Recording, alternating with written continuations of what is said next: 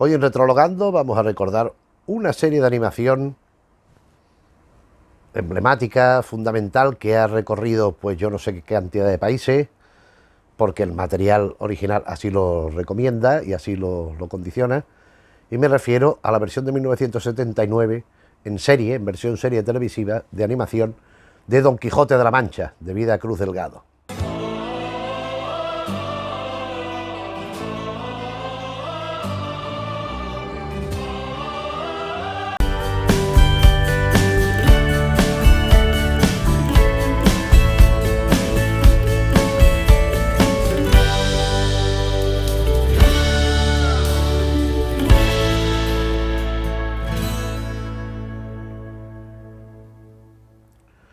Cruz Delgado es un director español con una trayectoria muy importante en la animación.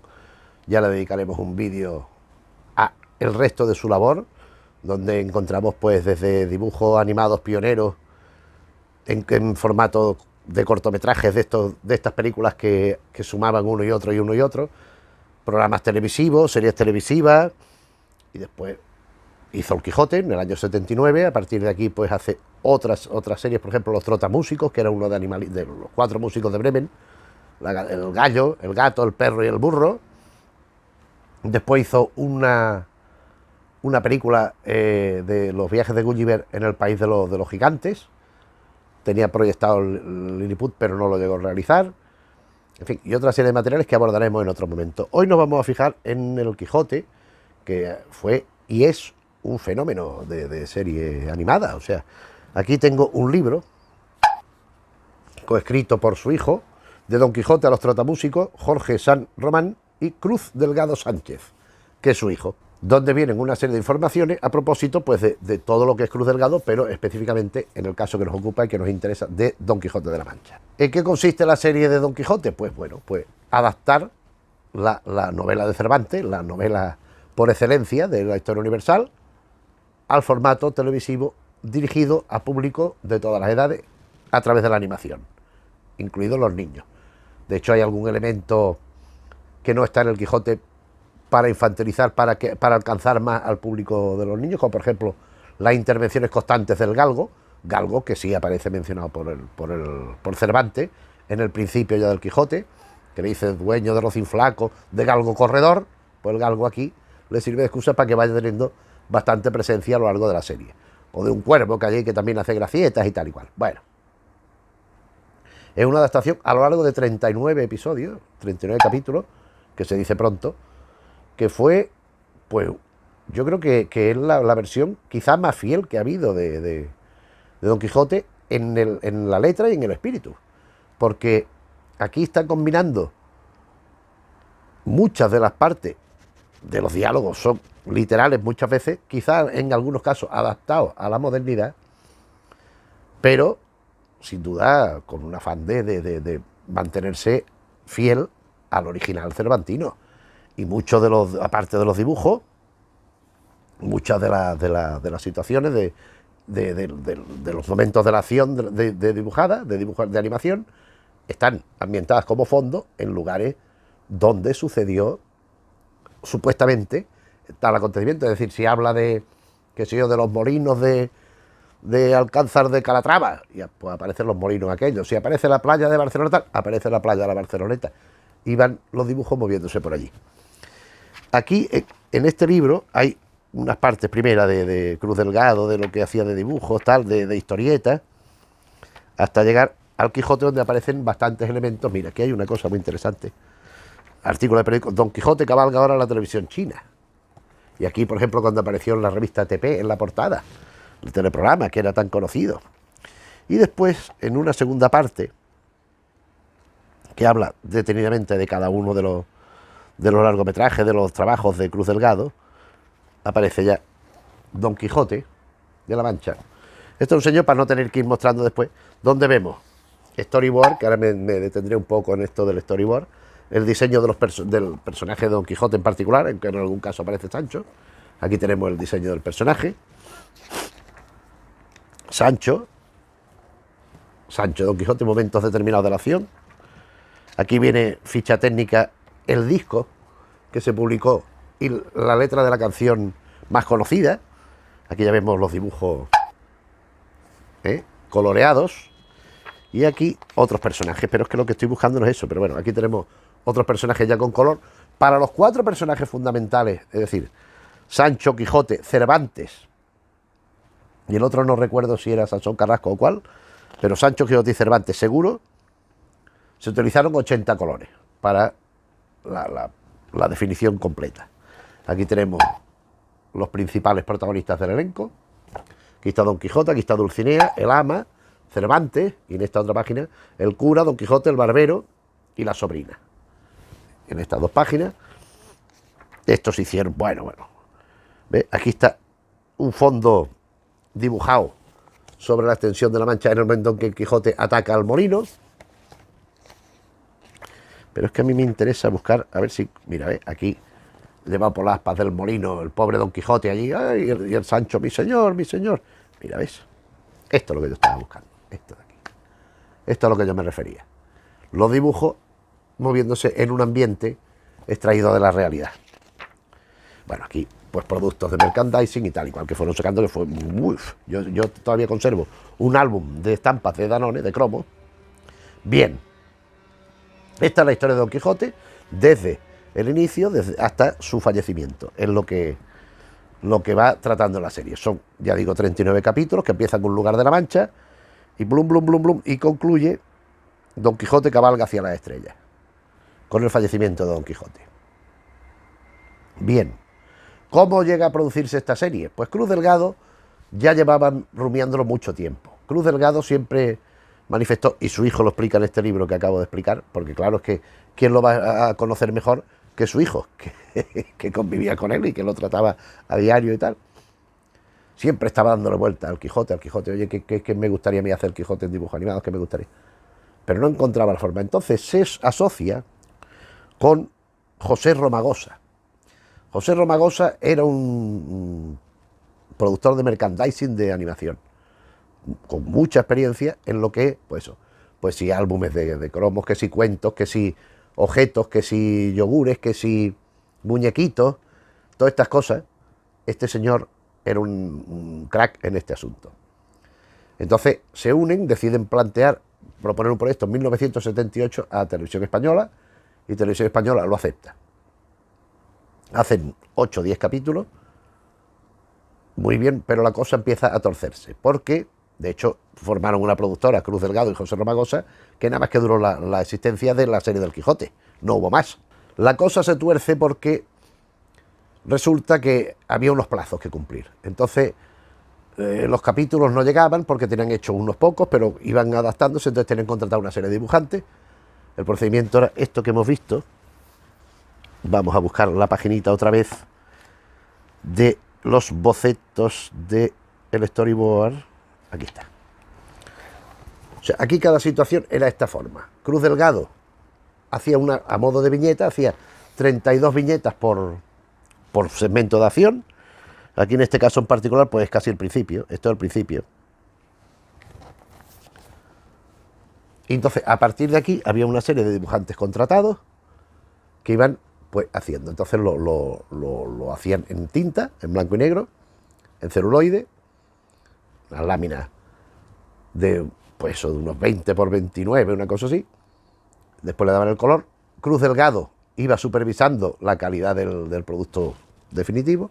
Bueno, por supuesto, me estoy anticipando, antes había un guión, lógicamente, había un guión adaptando a los 39 capítulos, pues la obra magna de la literatura, que es el Quijote, claro.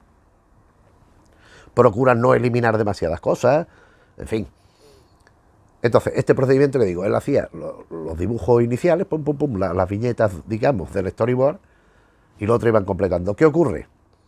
Que la adaptación no es fácil. Entonces ellos tenían los guiones con una cierta premura, con una cierta anticipación, pero de pronto ya es que, oye, que es que esto ya lo tenemos hecho. Además había momentos que, como en el guión está muy bien planteado, muy clarito, ¿cómo traslada esto a los dibujos? O sea, aquí me estás poniendo una situación que tengo que... No. Entonces tienen que meditar algunas cosas, porque claro, lógicamente no lo tenían todo planificado de antemano. Todo hubiera quedado... Y entonces se iba demorando la entrega de capítulos. ¿Qué hacían? Contratar más dibujantes para poder hacer más rápido. ¿Qué pasa? Que se incrementaba el coste de la producción.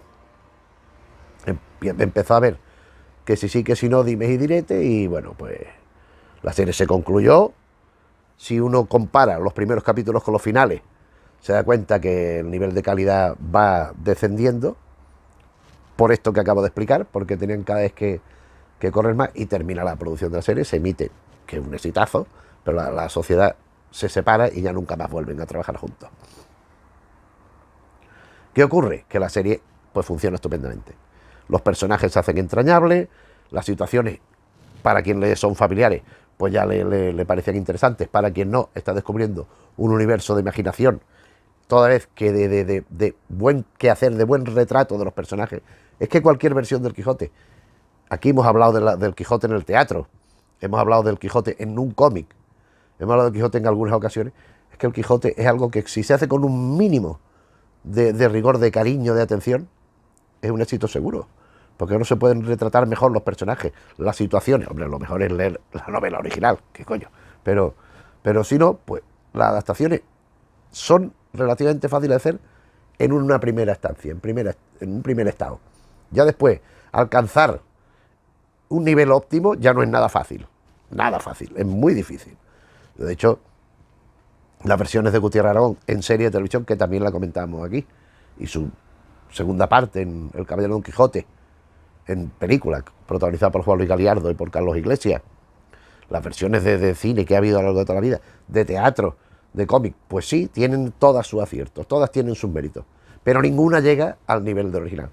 Y esta de televisión, en mi opinión, es de las que más se acerca, de verdad, también porque tiene una extensión amplia que permite desarrollar una serie de elementos que en otros pues se tienen que obviar. La serie en televisión se emitió, fue un exitazo, fue un bombazo. Yo me acuerdo de los niños que yo me esperaba para verlo en televisión española cuando lo emitieron en su momento, pero después se ha repuesto unas cuantas de veces, se exportó casi inmediatamente a todos los países de habla hispana, de toda Hispanoamérica, de todos los... Y después se fue traduciendo y se ha emitido en Inglaterra, en Francia, como vimos en el periódico, en una hoja del periódico reproducida en este libro, en China, la cantidad de idiomas se ha hecho. Lo que pasa es que, lógicamente, aquí interviene otro elemento en español que los otros carecen, que es la calidad de los dobladores, de los actores que lo doblan los personajes. Porque otro elemento fundamental de la serie, aparte, ya digo, del buen discurrir, del buen quehacer, de los artistas que hicieron la serie, de los dibujantes encabezados por Cruz Delgado, pues es el doblaje. A mí el doblaje me parece soberbio, me parece sensacional. Es que además es una cosa que pega perfectamente con los dibujos y además con el original. Es que está muy bien hecho, esto está muy bien enfocado. Yo no sé quién es el director de doblaje de esta serie, pero de luego lo hizo muy bien. En todo caso, sí sabemos quiénes son los actores que hicieron por lo menos algunos de los papeles principales. Por ejemplo, Don Quijote de la Mancha lo dobló Fernando Fernán Gómez. Es verdad que las voces son perfectamente identificables, todas las que voy a decir, que las conozca, claro. Pero se intentó que no fuera Fernando Fernán Gómez haciendo el Quijote o Antonio Fernández de Sancho, con unos filtros para que las voces no parecieran las habituales. Me imagino que ellos también harían un ejercicio de inflexión de voz. Pero se intentó que, bueno, que en la medida de lo posible hubiera, dentro de que se supiera, porque era inevitable, porque para eso había que elegido a estos actores y no a otros, pero dentro de que fuera inevitable la identificación, el reconocimiento, pues que hubiera un distanciamiento entre los personajes y los actores. ¿Se consigue? Pues más o menos. Pero vamos, en todo caso, Fernando Fernán Gómez, como siempre, magistral, hace un Don Quijote maravilloso. O sea, es que está hecho con dibujos animados, pero es que yo me imagino perfectísimamente a Fernando Fernán Gómez interpretando aquello, cuando, por ejemplo, está en la montaña, con Sancho empieza allí a hacer con los ejercicios de locura, de ¡ay, Adolfo Lorenzo! Oh! Empieza a hacer el pino, con el culillo al aire, con la camisola que se le baje con el culillo al aire, con las patas para arriba. Es que yo me imagino a Fernando Fernán Gómez haciendo esto, es que me lo imagino perfectamente. Además le pusieron el bigote, la barba y el pelo así pelirrojo, como era Fernando Fernán Gómez, con lo cual también resalta el asunto. De Sancho Panza, ¿quién? Una voz amable, de bonomía, de tranquilidad, Antonio Ferrandis. Antonio Ferrandis, célebre, bueno, un actor maravilloso, estupendo, protagonista de obras de teatro por un tubo, por muchos años fue el primer actor del Centro Dramático Nacional, el María Guerrero. Él ha hecho muchísimo cine y se le encasilla siempre con el personaje del Chanquete de Verano Azul. Hombre, es que resulta que Escáner Azul fue una serie muy importante, y lo sigue siendo, y él era un protagonista muy trascendente en la serie, aunque centrada en unos niños, pero era el adulto que comparte su tiempo y sus experiencias con los niños, y que se entiende muy bien con ellos, y que bueno, que además aportaba la píldora dramática de la serie en el penúltimo capítulo, la muerte de Chanquete, lo que se supo de aquello, lo que se cacareó aquello. Y cuando del barco de Chanquete, no nos moverán, que lo querían quitar de allí, donde él vivía. Un barco varado, un barco fuera de la... Bueno, en fin. Antonio Ferrandi. No vamos a contar ahora Verano Azul, ya lo haremos en otro momento si hay ocasión, que la habrá. Pero Antonio Ferrandi fue el Quijote, el Sancho Panza. Ya tenemos las dos figuras centrales, dos actores que normalmente no se dedicaban a doblar y que, bueno, pues que aceptaron hacer esto y que están estupendos. Cervantes, Rafael de Penagos. Rafael de Penagos, este sí. Este es un actor muy conocido de doblaje, es que ha hecho infinidad de cosas, con una voz muy característica, pero aparte era un buen actor completo, o sea, de físico. Por ejemplo, recuerdo en el Crack 2 de José Luis García, es el que le encarga a Germán Areta el caso. Y bueno, es un señor. Y con García trabajó en más cosas. En la serie Historias del Otro Lado, que también comentamos en el canal, pues él también hacía personajes de cierto. Recuerdo la historia de un cuadro, hacía personajes allí porque era un muy buen actor, pero con una voz sobre todo muy característica y en mi opinión muy interesante. Él ha sido siempre un gran reivindicador de los actores de doblaje, que él decía que no le llamaran dobladores, el propio Penago, que no le llamaran dobladores porque ellos no se dedicaban a doblar ningún papel ni ningún sobre, sino que ellos eran actores de doblaje. Esto lo decía Rafael de Penagos. Y él hace Miguel de Cervantes, que es el narrador. El que al principio del capítulo pues nos sitúa en el contexto de lo que ha pasado antes para lo que va a venir. A veces servía para hacer una elipsis en determinados momentos del capítulo, pues como algo tenían que quitar, pues hacía el elemento sintético de lo que habían obviado. Y era un personaje muy interesante. El cura era Teófilo Martínez, que ya hemos hablado también en otros vídeos por aquí, porque siempre, por ejemplo, recuerdo que era el narrador de Willy Fogg, que también hicimos vídeos de Willy Fogg, y hace bien poco. Otro actor, en el vídeo de Willy Fogg hablé algo de él. Amelia Jara era la sobrina de Don Quijote, mientras que el barbero, Maese Nicolás, era Eduardo Moreno. Y otro gran actor, este también con un gran bagaje de doblaje en su haber, Luis Varela, que hacía el Sansón Carrasco, el bachiller Sansón Carrasco. Matilde Conesa era la mujer Teresa Panza, de Sancho Panza. En fin, era un reparto de dobladores muy talentosos y muy buenos. Con lo cual, a esa imagen eficacísima que lleva porque claro, es que ocurre una cosa. Cuando uno ve las versiones del Quijote en cine normal, de actores, de carne y hueso, pues hay cosas que chirrían o que al menos obligan a que los directores y den una fórmula imaginativa mediante la que expresar en imágenes algo que es muy difícil de llevar a cabo. Porque hay muchos elementos subjetivos, porque hay muchos elementos que provienen de la imaginación, porque hay elementos que físicamente son difíciles de realizar. Entonces esto en el ámbito de la animación no ocurre. Esto en la animación pues da igual hacer una cosa tal cual que una cosa que es absolutamente inventada, que es incluso onírica, ¿no? Entonces esta facilidad de la animación se ve también en la serie de dibujos. Otro elemento acústico, sonoro, que contribuyó al éxito del Quijote, pues las canciones. Sobre todo una, la de Juan Pardo, que compuso Juan Pardo. Pues esta canción la interpretaba el grupo infantil Botones, que eran unos niños, y era una canción que se hizo celebérrima, que la conocíamos todos. Sancho, Quijote, Quijote, Sancho. Ya, eso, ya más no me acuerdo, pero contaban algo de que si el Quijote era un loco, que el otro pero era muy bueno, que el otro no sé qué, y esta canción pues se hizo famosísima. Ya en el libro sale una fotografía del vinilo, de la carátula del vinilo, de la tapa.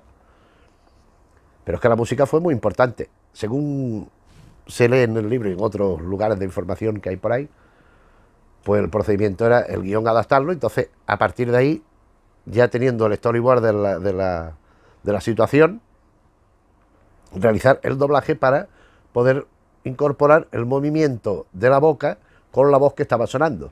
Y después ya iban los efectos, porque había efectos pues lumínicos y tal, que se iban incorporando a los capítulos. y la música y los sonidos que tocaba. Era la última parte de la producción. Esta serie, como digo, pues es que yo no sé la cantidad de sitios que se hizo, fue un pelotazo de primer orden. Y en vídeo, primero, salió en una versión abreviada, que eran 2 cintas de VHS de 2 horas. Era una versión en 4 horas. Yo es que la compré. Era un estuche doble, pero no la conservo. Con una imagen del Quijote y Sancho en un paraje nocturno, en un ambiente nocturno, por medio del campo, como de espalda, como vistos desde detrás. Y después se fue publicando por entregas, primero como fascículos, que iban también unos fascículos de, pues no era la historia del Quijote, sino sobre la serie, y después que acompañaban a un periódico. Los periódicos pues incluían pues esas cintas de cassette, de vídeo que diga. Después se realizó en DVD. Yo no he visto una caja que lleve todos los capítulos del DVD, pero me consta que existe porque sé que lo tiene. Entonces, sé que existe la versión en DVD, me imagino que digitalizada bien, que pulida alguna cosita que no estuviera del todo correcta, como ahora se dice, remasterizada en edición. Pero vamos, es una serie que es perfectamente asequible de 1000 maneras, porque es que es un referente en lo que es la historia de la animación televisiva y lo que es la adaptación, la traslación no siempre fácil de la literatura a los dibujos animados, como en este caso. En contra de lo que pudiera parecer, no se frivoliza en este tipo de dibujos animados, no se frivoliza, no se hace para niños chiquititos, que parezca que ciertas situaciones... No. Que las situaciones tienen que ser muy simples, muy elementales para que los niños lo entiendan. Eso no sucede aquí. Aquí hay un respeto absoluto a lo que es el original. Y eso es otro mérito que, en mi opinión, pues tiene la serie. Esta serie que nos acompañó, pues durante, fíjate, debió ser un año. Porque como había interrupciones, que serían en verano, me imagino, que estarían los dibujantes allí a machamartillo, allí haciendo, y los coloristas y todo, pero fue muy impactante y muy bien hecha y muy interesante, y por eso la hemos querido recordar aquí. Pues nada más, me imagino que la recuerdas. Si no la recuerdas, pues yo sí que te aconsejaría que hicieras por verla, porque es una serie que merece la pena, que es muy bonita, está muy bien planteada y por supuesto está remitiendo en nuestro imaginario no solo al original cervantino maravilloso, sino que nos está proporcionando una visión de las posibles. Algún día también haré otro vídeo del Quijote en cómic. Enseñamos uno concreto en 6 tomos, muy amplio, muy bien hecho, pero hay bastantes más. Yo tengo no menos de media docena de cómics sobre el Quijote y debe haber muchos que yo no tengo, seguro que los hay, vamos. Algún día le dedicaremos atención, porque es una forma de dotar de imagen física concreta algo que está nada más que en la imaginación de cada uno, porque es la magia de la literatura y en este caso concreto de Cervantes, es cómo nos transmite ideas que de pronto nosotros en nuestro cerebro recreamos. Pero no hay diferencias de detalle, pero yo creo que no son demasiado diferentes unas de otras, por lo bien hecho que está el trabajo del autor. Nada, como siempre, si acabo aquí. Si te gusta el vídeo le puedes dar al me gusta. Si te interesan los temas del canal, pues suscribirte, recomendarle a otra gente que conozcas que lo haga también, que nos vendría muy bien, que siempre nos hacen falta los suscriptores. Y nada, pues gracias por acompañarnos. Un saludo.